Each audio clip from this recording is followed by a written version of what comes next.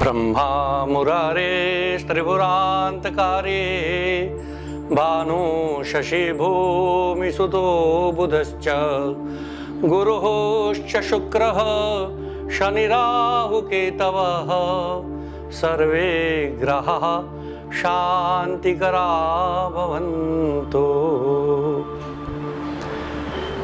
मित्रों, आज हम अपने YouTube चैनल धर्म अनुष्ठान में एक और महापर्व को लेकर के उपस्थित हुए हैं। ये महापर्व है ग्रहण काल। इस सदी में, इस समय में, इस वर्ष का कंकणाकृति खंडग्रास सूर्य ग्रहण दिनांक 21 को प्रातः 10:09 से 1:37 तक लगेगा। इस ग्रहण का यम नियम सूतक इत्यादि 20 तारीख की रात को 10:09 से प्रारंभ हो जाएगा। बंधुओं, शास्त्रों में ऐसा कहा गया है कि जब सूर्य ग्रहण का सूतक, जो कि 4 प्रहर पूर्व लगता है, प्रारंभ हो तो उसके पहले ही अपना भोजन और जलपान इत्यादि कर लेना चाहिए।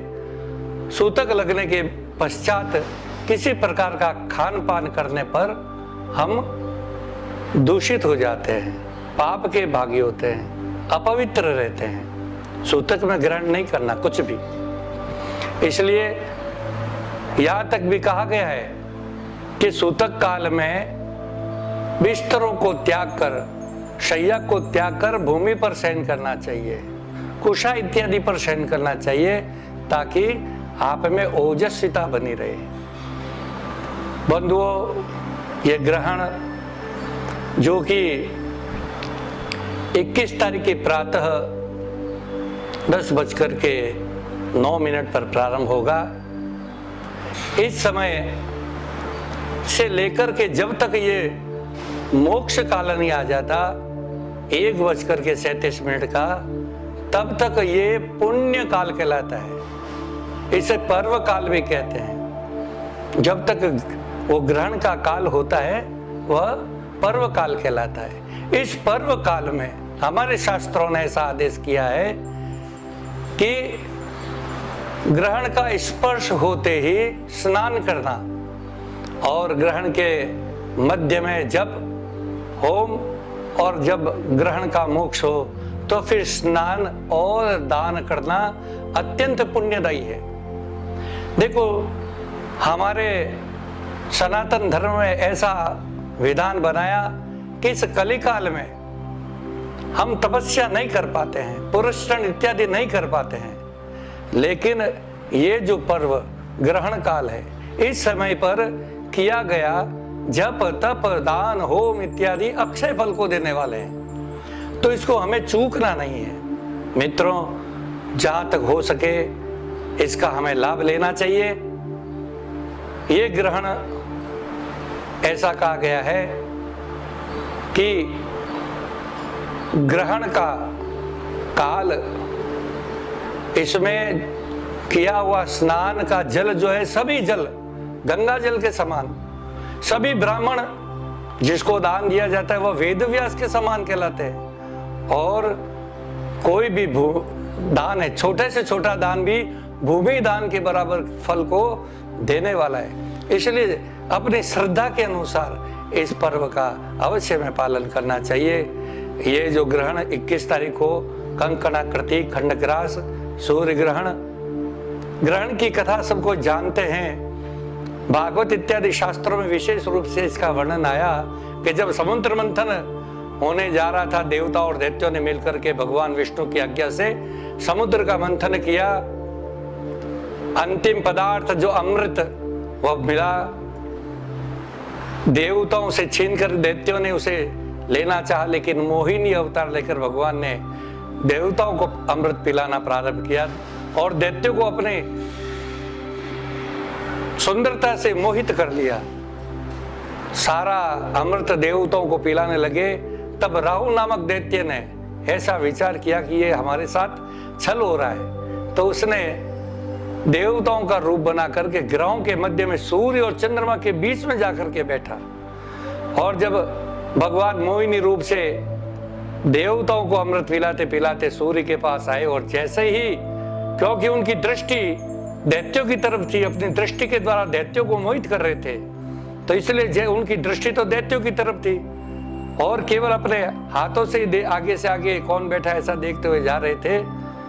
सूर्य को पिलाने के बाद जैसे ही राहु बीच में बैठा था, तो उसको पिलाया। उसी समय सूर्य और चंद्रमा दोनों चिल्लाए, महाराज ये दैत्य है। भगवान ने उसी समय सुदर्शन से राहु का सिर काट डाला, लेकिन अमृत की कुछ बूंदे उसके शरीर में चली गई, इसलिए मरा नहीं, जीवित रहा। भगवान ने उसे आशीर्वाद दिया कि अब तुम दैत्य बुद्धि को त्याग करके ग्रहों की बुद्धि को ग्रहण करो। उस दिन से 9 ग्रह कहलाते हैं। चूंकि सूर्य और चंद्रमा ने उसकी शिकायत की थी, इसलिए हर पूर्णिमा और अमावस्या के दिन और राहु दैत्य सूर्य और चंद्रमा को खाने के लिए दौड़ता है, उसे ग्रहण कहते हैं। ये सब कथा हमको जानते हैं, सामान्य रूप से छोटे से छोटा बालक भी जानता है, लेकिन आपकी जानकारी के लिए मैंने थोड़ी सी कथा आपको कही।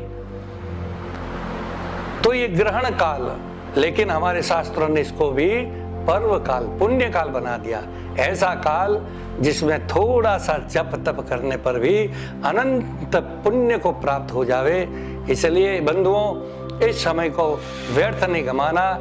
ये ग्रहण का स्पर्श प्रातः 10:09 पर होगा, और मध्य जो है 11:47, और इसका मोक्ष 1:37 पर होगा।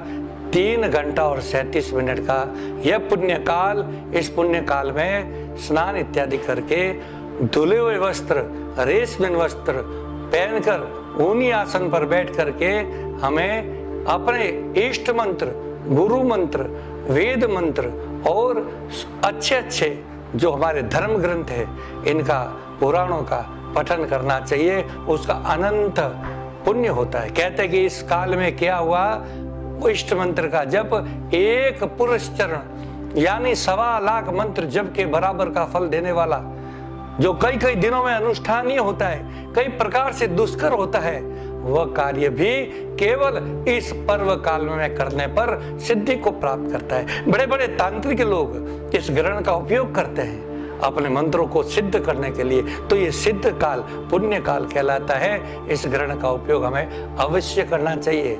कहते हैं, हमारे कहावत है, राजा का दान और प्रजा की स्नान।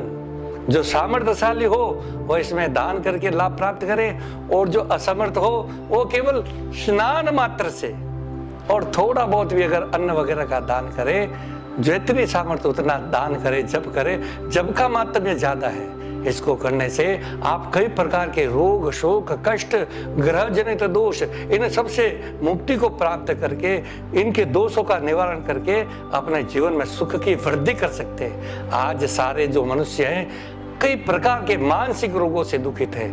इस समय बैठ करके एकाग्रचित होकर अगर प्रभु का ध्यान करें तो उनके मनोरोग से भी मुक्ति मिल सकती है।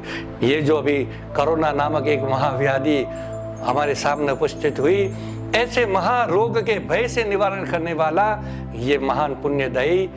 कई लोग इसके बारे में आपको भयभीत करेंगे, यही ग्रहण करने से ऐसा दुख आएगा, लेकिन ये सुख देने वाला है। जरूर कुछ राशियों पर इसका प्रभाव, दुष्प्रभाव पड़ता है। कहते हैं कि जिस नक्षत्र में ग्रहण हो, जैसे कि अभी मृगशिरा और आर्द्रा नक्षत्र पर इस ग्रहण का प्रभाव है, तो उस राशि वाले, उस नक्षत्र वाले लोगों को विशेष रूप से ध्यान और जप करना चाहिए और दान करना चाहिए।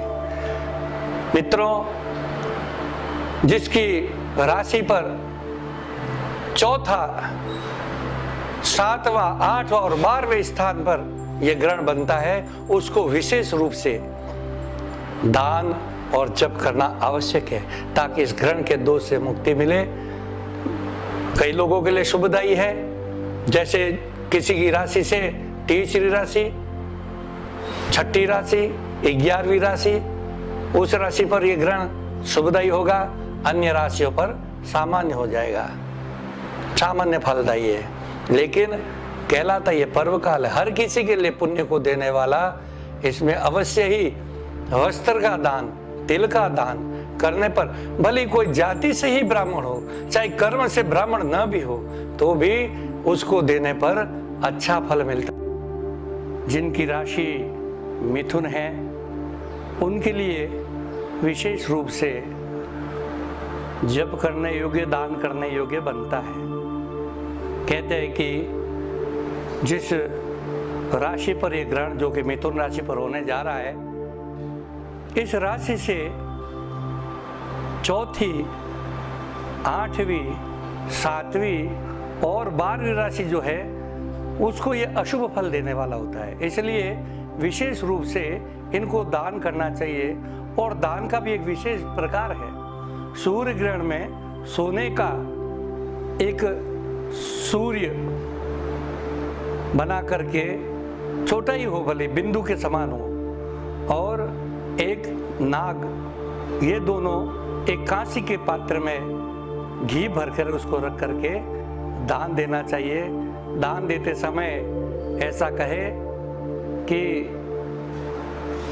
मेरे इस भाव में यह ग्रहण बन रहा है, तो उसके निवृत्ति के लिए मैं यह दान करता हूँ, ऐसा कह करके वह दान करने पर अवश्य इसके दोष से मुक्त होता है। बंधुओं, ये महापर्व एक और विचित्र और दिव्य संयोग लेकर के आया है, जिसे कहते हैं चूड़ामणि योग। शास्त्रों में ऐसा वर्णन किया गया है कि जब सोमवार के दिन चंद्र ग्रहण और रविवार के दिन सूर्य ग्रहण हो तो ये चूड़ामणि योग बनता है। तो ये वाला सूर्य ग्रहण रविवार को होने जा रहा है। विशेष चूड़ामणि योग कारक, अनंत पुण्य को देने वाला, अत्यधिक फल को देने वाला, इसमें किया हुआ दान, जप, तप, होम, ये सब अत्यधिक पुण्य को देने वाले, इसलिए अवश्य हमें इनका उपयोग करना चाहिए।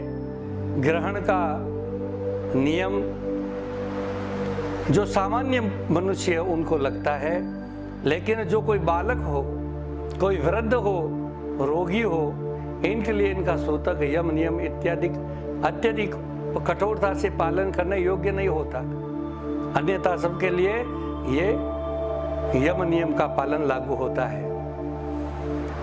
बंधुओं, इस ग्रहण में जो कुछ भी थोड़ा आप जप तप करेंगे, दान करेंगे, प्रभु की कृपा से अनंत हो जाएगा। इसलिए हमें अवश्य इस पर्व काल का उपयोग करना चाहिए, दान करना चाहिए, जप करना चाहिए, होम करना चाहिए।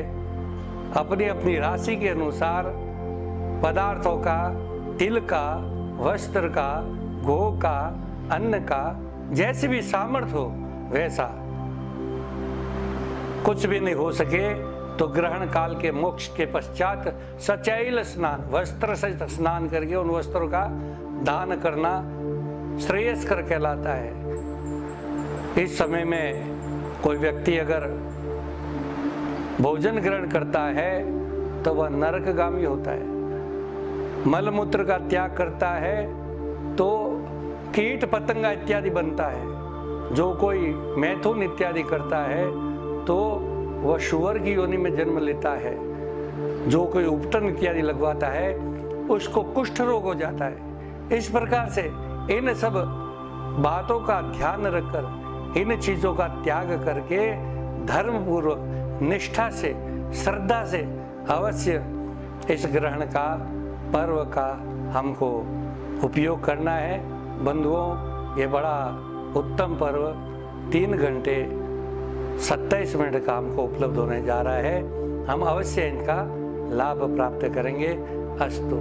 जय श्री कृष्ण।